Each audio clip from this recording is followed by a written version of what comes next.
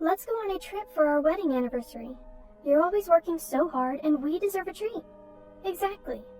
For our first wedding anniversary, I went all out and booked a room at a luxury hotel frequented by celebrities. I did this solely to make my husband happy, but it turned out to be the catalyst for everything that followed. Rewind to a year ago. I, Chloe, was 28, and my husband Logan was 26. We got married without dating, what you might call a 0-day marriage. We met on a dating app, which I joined on a whim after having a few drinks. I was initially against dating apps. 90% of 28-year-old women's meetings are about beauty and romance. At 28, conversations with my girlfriends were mostly about beauty and relationships.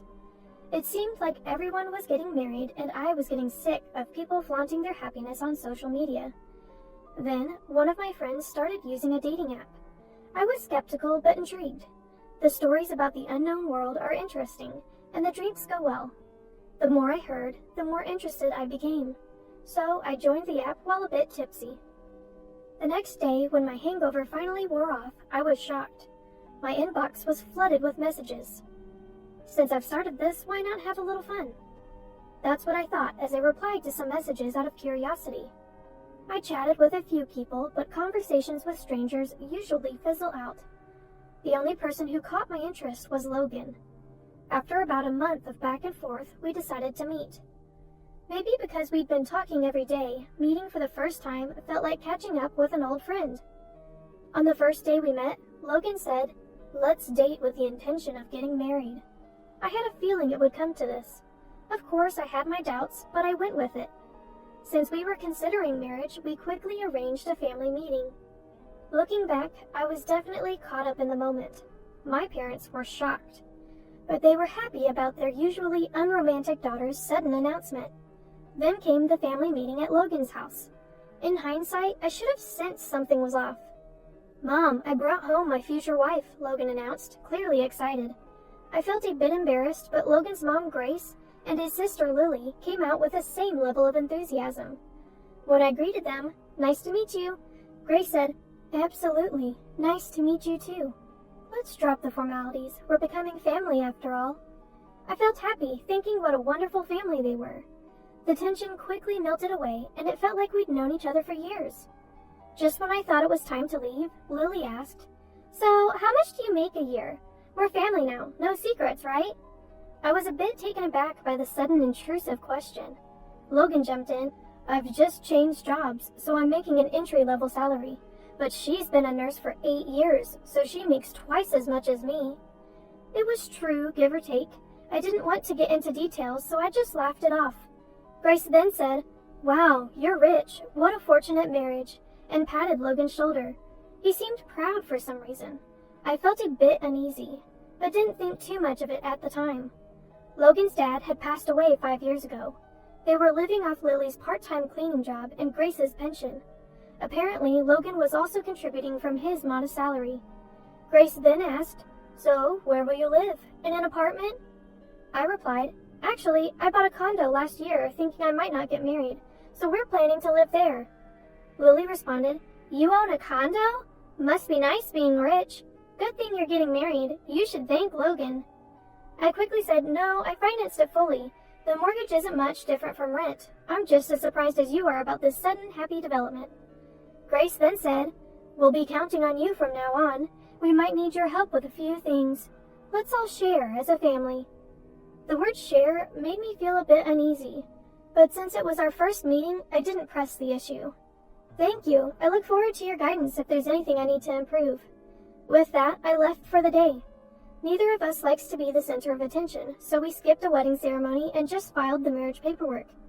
Given my job, I rarely wear a ring, so a cheap one was fine. Of course, there was no engagement ring. The proposal wasn't what I dreamed of, but I accepted that this is how it goes. After getting married, we both continued to work hard. I was in charge of the finances. I started saving bit by bit, creating a small cushion for our lives. However, an incident occurred after 6 months of marriage. I noticed that $2,000 had been withdrawn from our account a few days earlier. The only person who could have done it was Logan. I confronted him that night. "Did you know $2,000 was taken from our bank account? If you didn't, we need to contact the bank." Logan looked startled for a moment, but quickly became defiant. I lent it to my mom because she said she needed it. It's just a loan, what's the big deal? It's my money too. I was furious and shot back. Why would you do that without telling me? We could have discussed it. Yes, it's your money, but it's also mine. When will it be paid back? Logan retorted, who cares? She's family. She won't run away. You're really annoying about money. Logan always gets cocky when we argue. Frankly, it's exhausting. But I had a suspicion. I'd seen Logan's mom tell him she'd won $300 on a slot machine, so I figured she was gambling. They're not struggling that much financially. They own their home, and there's a pension and Lily's part-time income. They're not concerned about appearances, so they usually wear the same clothes and eat instant food because they don't like cooking. But the $2,000 incident changed something in me. Until then, all their savings were joint, but I contribute more. From then on, I decided to save the extra money separately. Still, I thought Logan was fine as long as the in-law situation didn't come up. He was working after all. Then came our first wedding anniversary. We're usually far from extravagant, but I thought we could splurge a bit for our anniversary. I was excited to announce a surprise trip when I got home, but Lily was there. She's been coming over frequently lately, eating dinner and leaving. I was starting to feel stressed about coming home to find Lily there after a long day of work. In hindsight, the timing for announcing the trip was bad. I was probably too eager to share the news about the hotel reservation I'd worked hard to get. Logan's eyes lit up when he heard about the trip, but the person who reacted even more was Lily. What? Is it that hotel they show on TV? That's not fair. How did you manage to book a luxury hotel? I confidently said, so we've never been on a trip just the two of us, so we decided to splurge this time. I was glued to the computer on the day the bookings opened. The slots fill up in an instant, so it was nerve-wracking, I shared. My sister-in-law retorted, wow, how unfair of you. Just because you're a nurse and can go on trips anytime doesn't mean you should. My mom and I struggle to make ends meet. We should be the ones going on this trip. Consider it an act of filial piety and give it to us. I had forgotten, but my sister-in-law loves to travel even though she claims to be broke. She has the time because she works part-time and takes local trains to go anywhere. Even worse, she's a habitual fare dodger, getting off at unmanned stations. She shamelessly brags about it. I honestly don't want anything to do with someone who acts like this. There's no way I'm giving up our trip to her. I firmly refused. Absolutely not. We've been saving up for this trip. Logan works hard. We haven't even had a wedding ceremony, let alone a honeymoon, so we're splurging this time. Sister-in-law, looking displeased, said to Logan, you married an awful wife who can't even appreciate her in-laws. This is what happens when someone in the family marries a weirdo. You should divorce her, just like I did. Logan looked down and said nothing. That made me even angrier. Sister-in-law, feeling uncomfortable, muttered, such an arrogant daughter-in-law, and left. Logan looked puzzled as he watched her leave. The excitement for the trip was ruined. We went to bed that night in an awkward silence. I usually feel better after sleeping on it, and I had no intention of dwelling on yesterday's tension. But then something unexpected happened. The next day, Logan said something unbelievable when I got home from work. I went to go on the trip with my mom and sister, just the four of us. I couldn't comprehend what he was saying.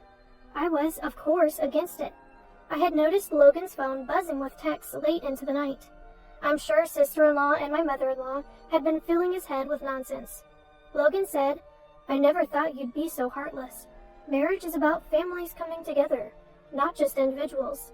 If you're going to be like that, then you don't have to go. Am I wrong? He's completely wrong. I get the family connection, but that's not the point. He must have been manipulated by his family since last night. We couldn't agree, and the conversation went nowhere. I was saddened that a trip meant to bring joy had led to this. The next day, with an awkward atmosphere, I came home to find mother-in-law and sister-in-law there. Mother-in-law said with a smug look, oh, welcome back. We've settled the trip issue.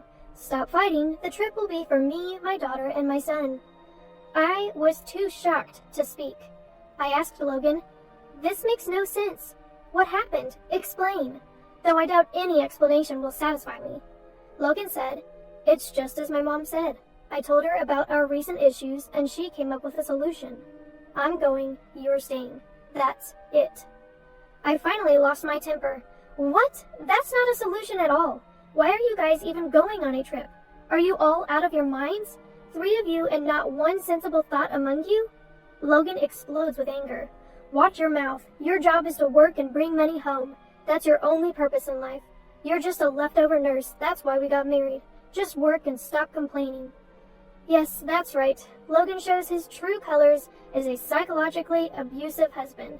He hurls insults like you'd see in a drama. I start to feel foolish for all the effort I've put in for Logan so far. My sister-in-law, who has been watching all this, says, "Well, whatever, we're going on that trip. Fighting won't solve anything. We're leaving, so make up already." I can't take it anymore. I can't stand how he's dependent on his mother and sister.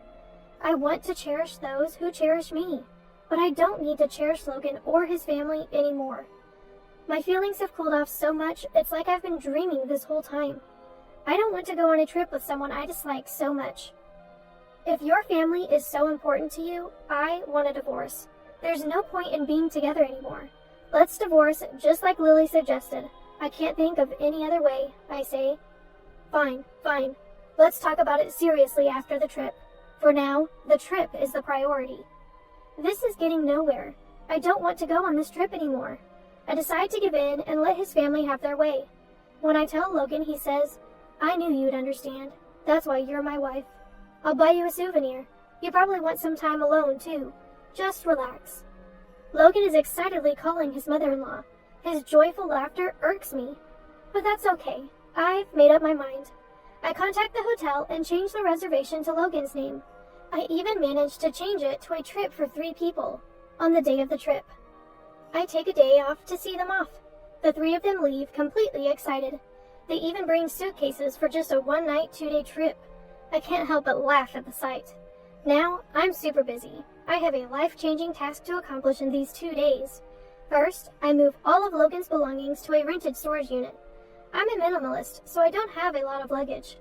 I get help from a friend at work, and we finish in less than 2 hours. Now Logan has no reason to come back. This condo is in my name, bought when I was single. I never want to let him in again. The locksmith I'd booked arrives. In just over an hour, Logan can no longer enter the house. I've also consulted with a lawyer named Mason about divorce. I bring audio evidence of the psychological abuse, and Mason says, "This is a guaranteed win. Please let me represent you." I don't have to be directly involved in the divorce talks anymore.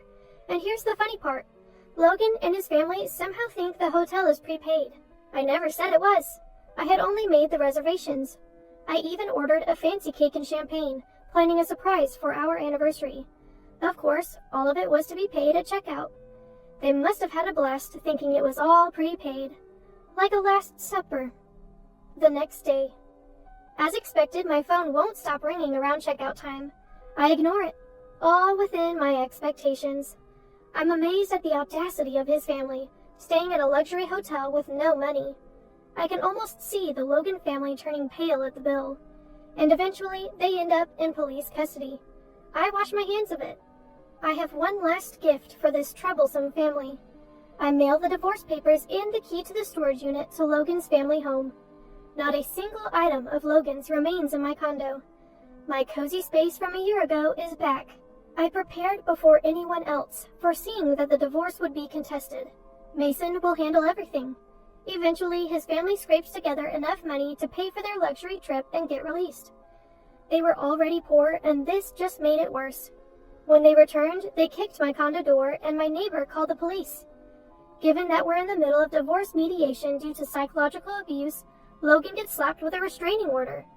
His family can't afford a legal battle, so they quickly agree to the divorce. I also claim compensation in the divorce proceedings due to the psychological abuse.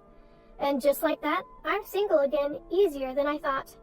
His family seems to be relying on my ex-husband's income for a while. He probably couldn't quit gambling. Their problems continue.